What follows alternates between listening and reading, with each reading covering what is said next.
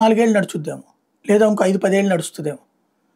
ఏదైతే ఇప్పుడు అమెరికా అధ్యక్షుడితో పాటుగా యూరప్ దేశాలన్నిటికీ కూడా యుద్ధం కొనసాగడం కావాల్సింది.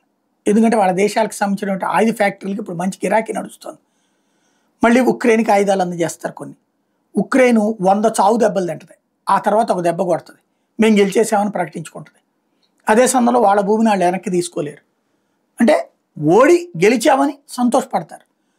అంటే వరుసపెట్టి చావు దెబ్బలు తిన్నటువంటోడు ఒక్క దెబ్బ కొట్టేసి అబ్బా నేను కూడా కొట్టానని ఎలాంటి సంతోషపడతారు, అట్లాంటి పరిస్థితి.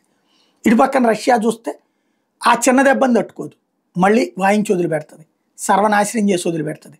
ఇద్దరి మధ్యన నిన్న ఇస్తాంబుల్ వేదికగా జరగాలనుకున్నటువంటి చర్చలు ఇటు రష్యానేమో తమ మీద దాడి చేశారని కోపంతో లైట్ తీసుకుంది. అదే సందర్భంలో ఉక్రెయిన్ ఏమో గెలిచామన్న అహంకారంతో దూరం చేసుకుంది. దాంతో చర్చలు కేవలం ఈ ఒకళ్ళకొకళ్ళు అరెస్ట్ చేసినటువంటి వాళ్ళు ఉన్నారు కదా సైన్యాన్ని, ఎదురోళ్ళని, ఆ నేరస్తుల అప్పగింత ఒప్పందంతో సరిపుచ్చుకున్నారు. యుద్ధ విరమణ లాంటి ప్రక్రియ సాగట్లేదు.